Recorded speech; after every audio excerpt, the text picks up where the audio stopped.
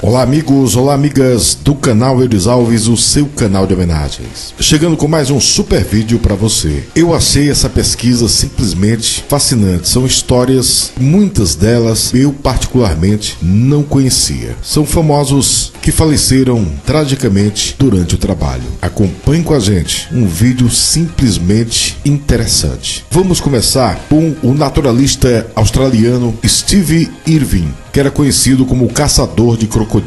Ele era especialista em animais selvagens e uma celebridade televisiva. Ele adquiriu fama mundial através do seu programa O Caçador de Crocodilos, de 1996 até 2006. Era também coestrelado por sua esposa, Terry Irwin. Ele também foi coproprietário de um zoológico na Austrália, realmente mundialmente conhecido. Em 4 de setembro de 2006, Irwin estava na Grande Barreira de Coral, em Porto Douglas, na costa norte de Queensland, que é o terceiro estado mais populoso da Austrália, tomando parte das filmagens de um documentário chamado Oceans Deadest, os mais mortíferos do oceano. Durante um período de calma nas filmagens, causado pelo mau tempo, Irwin decidiu nadar nas águas rasas enquanto era filmado para gravar uma sequência para o programa de televisão de sua filha, que deveria estrear no ano seguinte. Enquanto nadava com a água na altura do peito, Irwin se aproximou de uma raia de rabo curto, com um espaço de 2 metros na traseira do animal, com o objetivo de filmar a raia se afastando. De acordo com a única testemunha do incidente, de repente a raia se apoiou na sua própria frente e começou a golpear descontroladamente com a cauda. Foram centenas de ataques em apenas alguns segundos. Irwin achou inicialmente que ele tinha apenas perfurado seu pulmão. Contudo, o ferimento da farpa da raia,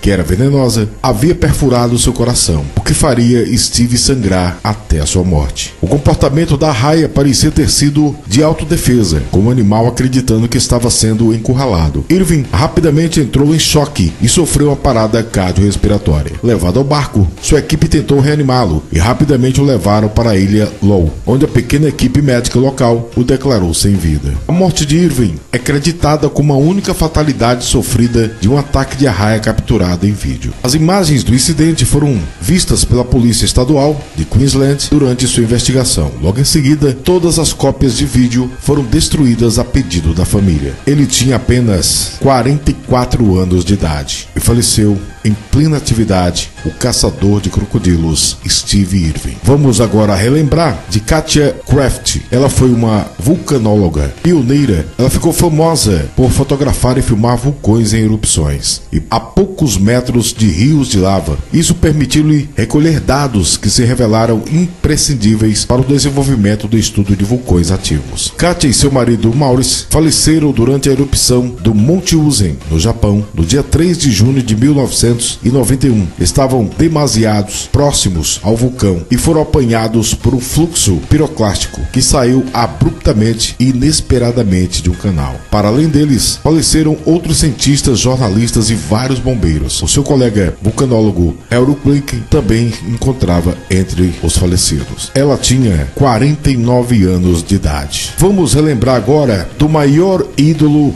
do automobilismo, não só brasileiro, mas mundial, que foi Ayrton Senna. Foi campeão da categoria por 3 vezes, em 1988, 1990 e 1991. Esse dia eu tenho marcado na minha memória, porque foi nesse dia que nós estávamos chegando à cidade de Piracuruca, vindo de Teresina, saindo da capital do estado do Piauí para o interior. Ao participar da terceira corrida da temporada, o GP de San Marino, em Imola, Senna rapidamente fez a terceira melhor volta da corrida, seguido por Michael Schumacher. Senna iniciara o que seria a última volta na Fórmula 1. Ele entrou na curva Tamburello, a mesma que bateu Nelson Piquet com a Williams em 1987, e também onde bateu Berger com a Ferrari em 1989, e perdeu o controle do carro devido à barra de direção quebrada, seguindo reto e chocando-se violentamente contra o muro de concreto. A telemetria mostrou que Senna, ao notar o descontrole do carro, ainda conseguiu, nessa fração de segundo, reduzir a velocidade de cerca de 300 km por hora para cerca de 200 km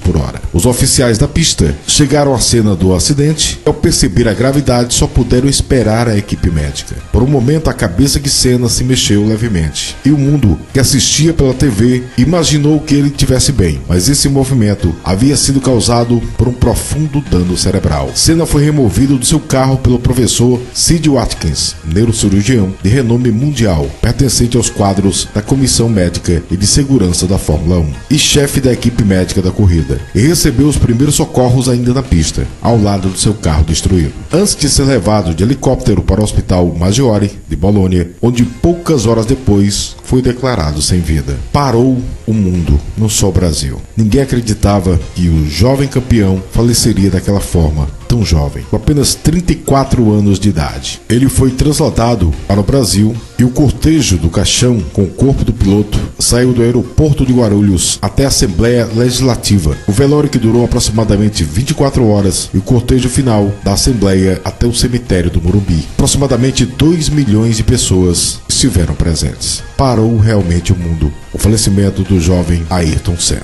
Vamos agora falar de Pepe. Ele que foi um esportista, acima de tudo. Também era surfista, praticava hipismo. Pedro Paulo Guise Carneiro Lopes. Ele foi campeão mundial de voo livre em 1981 e vice-campeão mundial no ano em que faleceu no Japão. Ele até hoje continua sendo o único brasileiro campeão do mundo individualmente. Pepe faleceu tragicamente aos 33 anos de idade num acidente de asa delta, quando disputava o torneio internacional de voo livre em Wakayama, no Japão. Anos antes, em 1984, voando de asa delta, pousou de mau jeito em cima de um toco de árvore, o que fez ele perder o baço e um rim. Após 40 dias de internação na cidade mineira, ele recebeu alta e voltou para o Rio. Talvez por conta desse acidente, quando estava sobrevoando aos 94 quilômetros entre Wakayama e Ushimoto, em mau tempo, não quis interromper o percurso, parando sobre uma copa de uma árvore, e ao descer em uma clareira, uma forte turbulência o jogou contra um morro. Agonizou, dizendo que amava sua esposa e seus filhos, e faleceu a caminho do hospital de Osaka. A organização do campeonato foi criticada por insistir em realizar o evento, mesmo em condições climáticas desfavoráveis. O jovem esportista tinha apenas 33 anos de idade. Jovem demais. Vamos agora falar do ator argentino César Pierre. Era muito famoso durante os anos 80 e 90 por suas participações em programas de televisão e também humorísticos. Em 10 de julho de 1992, enquanto gravava um capítulo de Mi Sócio Impossível, quando estava mexendo em uma granada de fumaça, o explosivo explodiu inesperadamente, causando danos sérios na mão esquerda do ator, com uma amputação de 3 dedos. Os companheiros, Fernando Lupes e Ricardo Moran, que estavam junto a ele, sofreram ferimentos leves. No Hospital Britânico de Buenos Aires, ele foi operado 4 vezes. Mas em 29 de julho de 1992, ele sofreu uma parada respiratória que causou seu falecimento. Os rumores da época, ao longo dos dias vindouros, de sua morte repentina, com apenas 37 anos de idade, foi devido à negligência relacionada com um erro de medicação ou anestesia excessiva, entre outros pressupostos não esclarecidos até hoje. Muito jovem, apenas 37 anos de idade, no auge da sua carreira. Após a morte de Pierre, o programa Mi Sócio Impossível foi cancelado. Triste demais. Vamos falar agora de outro caso que repercutiu demais, que foi o da cantora Eliane de Gramont. Ela foi cantora, compositora, era irmã Helena de Gramont, foi jornalista da Globo, e em 1977 ela se casou com o cantor de bolero Lindomar Castilho. Estava no auge da sua carreira, juntando nos seus LPs, já tinha vendido mais de 800 mil cópias, um número bastante expressivo para a época, até hoje em dia. Após 2 anos de namoro, se casaram em 1979 e a união só durou até 1980. Durante o relacionamento tiveram uma filha, a Liliane de Gramont. E o casamento se desfez diante do abuso de álcool pelo cantor, dado as suas crises violentas de ciúme. Episódios de agressão, separações e reconciliações culminou com desquite após pouco mais de 1 ano de casamento em 1980. Eliane, que interrompera a carreira com o nascimento da filha, estava há cerca de 1 ano separada de Castilho e se apresentava num bar na capital paulista, quando o cantor a alvejou várias vezes, atingindo ainda o músico que o acompanhava, o violonista Carlos Roberto da Silva, ferindo ele no abdômen. abdômen. Conhecido como nome artístico de Carlos Randall, que hoje está com 71 anos de idade e é primo de Lindomar Castilho. Lindomar desconfiava do envolvimento amoroso dele com a sua ex-mulher, situação que foi agravada quando esse também se separou da mulher. Após cometer o crime, Lindomar tentou fugir, mas foi detido por populares, que o amarraram até a chegada da polícia. Infelizmente, Eliane foi ferida mortalmente. Ela chegou a ser levada ao pronto-socorro, mas já chegou sem vida. A cantora tinha apenas 25 anos de idade. Uma triste história que repercutiu em todo o Brasil. Ela foi sepultada no cemitério do Araçá, em São Paulo. Lindomar Castilho cumpriu pena e hoje se encontra em liberdade. Tentou ainda resgatar a sua carreira, fez shows ainda no Nordeste, mas hoje se afastou do meio artístico, dos grandes nomes da música. Vamos agora relembrar do outro caso também que foi mundialmente repercutido, que foi o caso do ator Brandon Lee, filho do ator lendário das artes marciais Bruce Lee. Fez filmes incríveis. Brandon Lee faleceu em decorrência de um tiro acidental durante as filmagens de O Corvo, em Washington, D.C., em 31 de março de 1993. A cena fatal ocorreu durante o flashback do personagem Eric Drave, quando ele entra em cena em seu apartamento e descobre que sua noiva está sendo espancada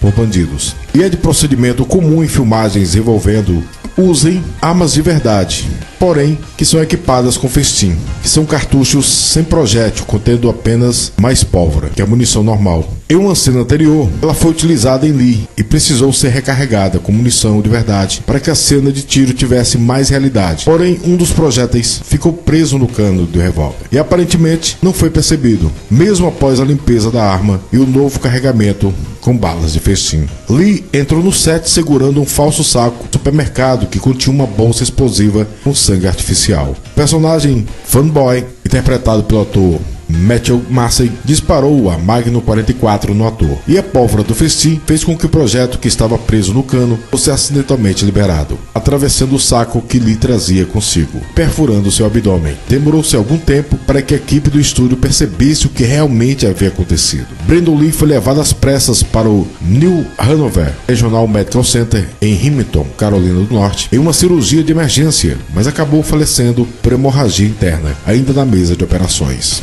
Após 10 horas de tentativas frustradas para salvá-lo, ele tinha apenas 28 anos de idade. O grande ator Brandon Lee foi um caso que parou realmente o mundo. Vamos agora falar do ator que também faleceu durante as gravações, que foi John Eric Hexum, conhecido por ser protagonista de séries como Voyagers, Os Viajantes do Tempo e Retrato Falado. John faleceu depois de atirar contra a própria cabeça com um revólver Magnum 44, que acreditava não estar carregado, já que o revólver teria sido usado em uma cena de Retrato Falado, série da CBS, sobre o casal de fotógrafos, modelos de moda que eram, na verdade, agentes secretos. No dia 12 de outubro de 1984, depois de acabar uma cena que repetiu inúmeras vezes com esse mesmo revólver Magnum 44, o próprio John manuseou o revólver, fato estranhado por todos, pois era um procedimento com o qual ele não estava familiarizado, que normalmente era feito pelos responsáveis pelo assunto, que se encontravam nas dependências do estúdio de gravação. A sequência da cena foi demorada, deveras cansativa, precisando ser refeita várias vezes. Enquanto esperava pelos peritos responsáveis pelo manuseio da arma, John, que brincava com os outros membros do elenco e da produção do filme, dizia que a espera o entediava, por isso iria se matar, brincando e sorrindo, pôs o revólver na têmpora e apertou o gatilho. Aparentemente, John não sabia que papéis com enchimento plástico eram usados para selar a pólvora dentro dos revólveres, que esse enchimento podia ser expelido para fora do tambor do revólver com força suficiente para causar ferimentos graves e até mesmo a morte. Em caso de disparo curto alcance, principalmente se apontada numa área particularmente vulnerável, tal como a têmpora e os olhos. Apesar de um enchimento de papel no cano não ter penetrado o crânio, ele o golpeou na têmpora com tamanho impacto que projetou um pedaço do osso craniano, tamanho de uma moeda, para dentro do cérebro, causando a violenta hemorragia. Em uma conversa sobre ele, alguns membros do elenco de Retrato Falado disseram que John teria uma brincadeira com um revólver disparado acidentalmente contra si próprio, causando-lhe a morte no dia 12 de outubro de 1984. Jovem demais, no auge da carreira, com apenas 26 anos de idade, o jovem ator. Vamos agora falar da nadadora brasileira Renata Agondi foi uma nadadora brasileira de maratona aquática, famosa por ter tentado atravessar a nado o Canal da Mancha e infelizmente faleceu nessa tentativa. Pioneira, a primeira mulher brasileira a fazer a travessia de Capri-Nápoles, na Itália, uma prova de 36 quilômetros. Chegou em terceiro lugar. Após isso, ela resolveu atravessar o Canal da Mancha. A tentativa ocorreu no dia 23 de agosto de 1988. Porém, a técnica de Renata, Judith Russo, percebeu um erro. O capitão do barco começou a pilotar paralelamente em direção à costa, após 10 horas e 45 minutos. Os tripulantes do barco acharam que Renata estava em perigo, já que devido ao erro da rota, não conseguiram chegar perto da França. Uma boia foi jogada para que ela saísse da água, que causaria a desclassificação. Indignada com o gesto, Renata nadou rápido para se afastar do barco e completar a travessia, mas esse sprint causou uma síndrome de esgotamento de estresse, que infelizmente vitimou a brasileira. Faleceu afogada no dia 23 de agosto de 1988, com apenas 25 anos de idade. Vamos falar agora do caso do herói brasileiro Flávio Molina. Ele foi um mestre de artes marciais e policial civil do estado do Rio de Janeiro, um dos precursores do Muay Thai e do Vale Tudo moderno atual MMA no Brasil, além de um dos maiores especialistas em resgates aéreos do país, tendo salvado cerca de 1.500 pessoas. Flávio Molina faleceu em 19 de fevereiro de 1998, enquanto realizava um treinamento de resgate aéreo durante as gravações do programa Globo Repórter da TV Globo. Na operação, o então detetive Molina pretendia descer de rapel de helicóptero até a cobertura de um edifício para simular um resgate em caso de incêndio. Algo aconteceu, não se sabe ao certo, e fez com que Molina não conseguisse frear a descida. Fato comprovado após o seu falecimento, onde se verificou que uma de suas mãos estava totalmente queimada, caindo de uma altura de cerca de 40 metros, equivalente ao prédio de 16 andares. Molina não resistiu aos ferimentos, vindo a falecer ainda no local. Ele tinha apenas 41 anos de idade. O herói brasileiro Flávio Molina. Vamos agora falar do lutador de luta livre Owen Hart. Ele foi um lutador américo-canadense de wrestling profissional e trabalhou para a World Wrestling Federation. Ele ganhou vários títulos, entre eles 2 títulos intercontinentais, 4 títulos de tag team e um título europeu, bem como ganhou também o King of Ring de 1994. Em 23 de maio de 1999, Owen caiu de uma altura de 24 metros durante os eventos de pay-per-view de Camper Arena em Kansas City, Missouri. Faleceu poucas horas depois após sofrer traumatismo craniano e hemorragia interna. As pessoas aproveitaram do seu falecimento para inventar boatos de que seu espírito ainda ronda aquela arena. O corpo de Owen foi sepultado no Queen's Park Cemetery. Ele tinha apenas 34 anos de idade, uma lenda da luta livre. Vamos falar agora também do produtor musical Mitar Subotic. Ele era sérvio, nascido na Iugoslávia, mas radicado no Brasil. Ele produziu discos com características eletrônicas de Marina Lima, Arnaldo Antunes, Dinho Ouro Preto, Edson Cordeiro, e ele é lembrado pela produção do disco Tanto Tempo de Bebel Gilberto, um dos álbuns brasileiros mais vendidos internacionalmente em todos os tempos, e pelo seu único álbum solo, São Paulo Confections. Ele faleceu durante a produção desse álbum musical de Bebel Gilberto. Infelizmente, quando seu estúdio pegou fogo em seu apartamento, em que morava sozinho na Vila Madalena, em São Paulo. O Suba, como era conhecido, não resistiu à inalação da fumaça enquanto tentava resgatar o material de gravação que havia produzido. Na época, ele estava previsto para produzir os novos álbuns de Daniela Mercury e Skank. Ele tinha apenas 38 anos de idade. Muito triste. Um jovem produtor musical importante para nossa música brasileira. Vamos agora falar do ator Kevin Smith. Ele, conhecido, era um ator da Nova Zelândia, mas ficou conhecido pelo seu papel como Ares nas séries de TV Xena, A Princesa Guerreira e Hércules. Ele também foi cantor.